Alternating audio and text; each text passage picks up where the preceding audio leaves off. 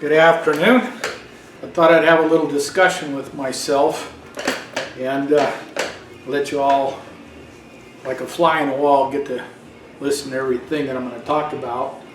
The witness list is out. The evidence is all out to what the federal government has against the Bundys and the Patriots out there at the refuge. And there's a lot of questions that I have. I'd like to start off by talking about an interesting thing. Here about, say, 15 years ago, I believe it was the state of New Mexico, where an outfitter, a hunting outfitter, big game outfitter, challenged states' rights in this manner, that non-residents had to pay so much more than a resident, because his argument basically was this: these are public lands owned by all the people, and why should a non-resident have to pay such exorbitant fees compared to a resident? Well, it went to trial, and the state won. It was a state rights issue, and they laid claims to those lands, and they won. I had forgotten all about that. But that's, you know, there's some case law for you, Mr. What is it, Veteran Post or whatever. So, you know, Ryan Bundy has challenged the federal court's jurisdiction at the refuge there, and rightly so. He's challenged it as a state rights issue. And of course, he has not prevailed. The court, with Anna J. Brown, the Judge Brown, which they're not going to. They, you know, everything the federal government gets is by precedence. It's not by constitutional law. Precedence is case law, and whenever they just get away with whatever they want to do, all right, and then all of a sudden it becomes law, precedence. But there's some interesting things. One of the things that was presented was adverse possession. And when I was out at the refuge, Shauna Cox actually whispered in my ear one day, adverse possession. I had no idea what she was talking about. None whatsoever. Never even thought about it. Since then I've looked at it, and I know you all have heard of squatters' rights. Interesting, squatters' rights. Well, again, squatters' rights are very, very similar to preemptive rights, are very similar to prior appropriation. And when property is abandoned, see, in prior appropriations and preemptive rights, I talked about the requirements that you have got to stake your claim, defend your rights, and make beneficial use of that land. Well, if that's not what's happening, if you're gone, if you just leave your claim and up and leave for, you know, not making beneficial use of that land, and you're not defending it, and somebody else moves in, it's called squatters' rights. Squatters' rights, and it's been recognized since the early days of this country. So if you look at the adverse possession claim, and it fits. It actually fits out there at the refuge. Now, the judge says you cannot file an adverse rights claim against the federal government. Well, that's garbage. Of course you can. It's been that way forever. It doesn't mean you're going to win. It doesn't mean you're going to win in court. But you can file it. She wouldn't even allow it to be filed. Why? Well, there's another can of worms. So they would not be able to get their way through. They just weren't going to be able to do it. So they just, you know, she just dismissed it. The other one, of course, that I have talked about quite extensively is that the federal government cannot show title or deed to that land because it was stolen. And that's Article 1, Section 8, Clause 17. You know, that comes into play. And of course, she doesn't want to have anything to do with that either. She dismissed that. But something has just really blown my socks off, and it is this. Is she is going to hold the government to the high bar of conspiracy. You know, the government, the federal prosecution, they were trying to get that bar lowered. They were trying to do all kinds of little shenanigans, you know. They were throwing out this big conspiracy net, you know, and pulling in all the, what they deemed as evidence through Facebook postings, tweets, texting, emails, all that kind of stuff. And, you know, said no. This is the people, the bar of conspiracy, in order to prove conspiracy, the evidence is, it's a very high bar, and historically it's almost impossible to prove, and many times it routinely gets thrown out.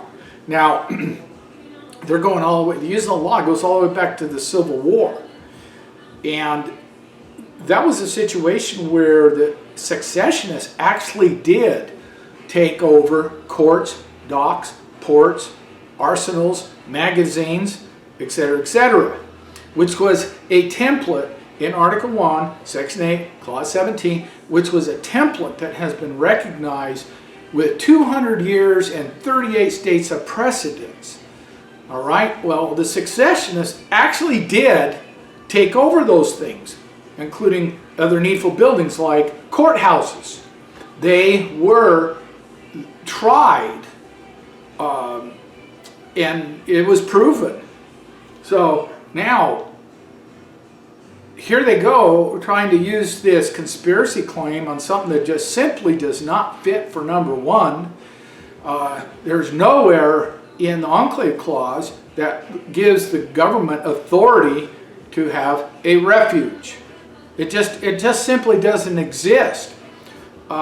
And so I keep asking myself, this is crazy, what law was broken? What law was actually broken? Well, from the government standpoint, just the fact that you were out there with a gun and you were occupying those buildings, you broke a law, okay? Which is really ridiculous. You know, you have your First Amendment rights to peacefully assemble. You have your Second Amendment rights to be armed. So, in order to have conspiracy, you've got to show a law that was broken, okay? And that is yet to be seen. But they'll say, well, you know, hey, it's just the fact that you were out there on a refuge. By the way, a refuge, by definition, has hunting, all right? And by their own little pamphlet out there at the refuge, where you can go hunting, it says it is governed by state. It's a state issue. It follows state requirements. It doesn't say anything about federal requirements. So again, what law can the government show is broken? Well, they say conspiracy. Well, in order to have a conspiracy, you've got to show a law that was broken first of all. You know. But they get in this circular reasoning. It's kind of like, oh, you were arrested for resisting arrest. Circular reasoning. You committed conspiracy. Okay, you're being tried committing a conspiracy. But how do you prove conspiracy until you prove a law that was actually broken? They can't. They can't even prove trespassing. Why? There's no trespassing signs out there. They can't prove, what was the other one? Carrying guns in commission of a crime, because you can't prove the crime. Again, over and over and over and over. Oh, impeding a federal agent in their duties. Oh, wait a minute. You're the one that sent out the memo telling your refuge workers not to even go there. That's interesting. Never mind the fact that anybody and everybody could go down there and there's all kinds of footage of it. Refuge workers, whatever. And it turns out there was actually a refuge worker that did go there. And I guess he him-hawed around for a while and decided it wasn't worth it and picked up his personal belongings and left. People, there's no crime committed. There is no evidence of crime committed. So how can you prove conspiracy amongst two or more people committing a crime? It is circular reasoning. Look up circular reasoning. It's it's a sign of mental retardation, okay? Or it's a sign of a conspiracy from the other folks, from the other end of this whole thing, okay? Now, it is well-known fact now that Jason Blomgren is a witness for the prosecution. Now, if you've been following my video clips, I stated this a month or so ago, that this guy was going to be a witness for the prosecution before it actually formally came out. And they got this other underlying, I'll call it, it's going to be a superseding indictment, but the only way they can pull it off is they got to have a Perry Mason moment, all right? Jason Blomgren is the only one that ever pushed any bomb-making or explosives conspiracy. A one-man band at the refuge. You know, Jason Blomgren, he went out there, he was a nobody, you know? He just kind of showed up, and next thing you know, he's got the kahunas to take a forklift, put a big box of supposed explosives on, and try to hand deliver it to Bundy. Bundy said, "Get him out of here. Get him out of here." And then after being called on the carpet and told, "Keep this crap up, you're going to have to leave," he did it again. Now, it's being reported through some of the news agencies that he was in cahoots with Ryan Payne. That Ryan Payne had picked four people that were going to do this explosive conspiracy. Well, I mean, what kind of conspiracy is that when your right-hand man just blew the whole thing up, just destroyed it? It's just, none of this makes any sense, you know? In 30-somewhat days I was out there, I never heard of any, the only thing I ever heard or saw was Jason Blomgren, and all the, you know, the reports coming in from him that he was a, you know, he was a agent provocateur for the other people. I kept saying, you got to get rid of this guy, you know? So now here we go. Now, in his, I have actually read the indictment and the court papers of Jason Blomgren. People, I'm going to tell you what. They're trying to make him look like he was involved as a patriot. That's all just window dressing. That's all it is. It's just window dressing. When this is all over with Jason Blomgren will go in a witness protection plan, probably, something like that, you know, be taken care of for the rest of his life. I mean, he's not going to go to prison. If he does go to prison, they'll show him walking in, but they're not going to show him walking out the back door. It's all window dressing. That's all it is. And I've talked before about, you know, he was seen by an eyewitness with those same explosives. We have an eyewitness to this at the Bundy Ranch right afterwards. And then he got arrested. So where do those explosives go? They're still out there. They're still out there. They're hidden somewhere. Bet you any amount of money, he hid them out there. And you got this other thing going on with Bill Keebler and the Finicum Ranch. And with this other individual, where he got set up. And again, what is it? It's explosives, pipe bombs. It doesn't take a rocket science to see what the federal government's trying to do here, okay? Because they have no case. They have no case. I've said it from the beginning. They have zero. Now, Michelle Fiore just came out here recently talking about an FBI informant, or excuse me, an FBI confidential informant of hers that told her the government has nothing. And the government does have nothing. Absolutely zip. So, they are trying to manufacture a case. They're trying to build a case. And I think they're waiting for their Perry Mason moment when they get Jason Blomgren up on the stand. And he's going to break down. "Oh, I'm so sorry. And by the way, yeah, there are explosives here and there over on the Bundy Ranch or on the Finicum Ranch. And Cliven told me we were going to do this and we're going to blow this up and you need to get blah, blah, blah." Okay, all lies. It'll all be lies. But it will be an aha moment. It will be a Perry Mason moment And I see that going that direction. What else are they going to do? What else are they going to do? Now, that will be sensational. That will be sensationalism. And that's going to catch the attention of everybody across this nation about this radical rancher, militia, militant movement in the West, and everybody's lives are in danger. Yeah, that's how they work. And then you're going to have all the libtards coming out of the woodwork, screaming and their shrill comments. And everybody's going to demand justice. They're going to demand that the Bundys and the Patriots be thrown in prison for the rest of their life. That's just how stupid people are. They are that stupid that they can't see through this. To me, it's very transparent.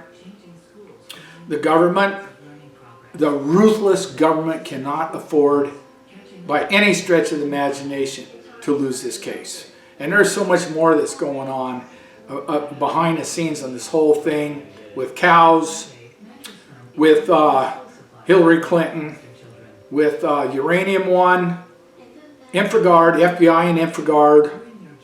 And that's another point I wanted to bring out. You know, people are asking over and over and over, well, they just can't seem to wrap their mind around why would the FBI do so many illegal things at Lavoy Finicum's assassination, his execution. Why? Because they definitely got caught at it. I mean, there's video of it, you know, of the unmarked vehicles and shooting at Ryan Payne when he's still in the vehicle with his hands out. Everybody knows about that. They know about the dead man stop, that it is illegal federally. It is illegal in the state of Oregon. And they lied.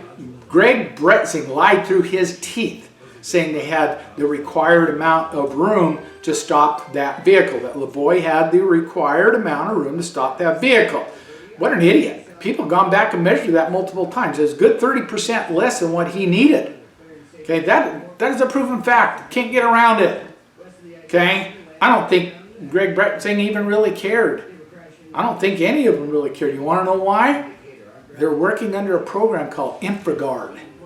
InfraGard. And that program is simply this.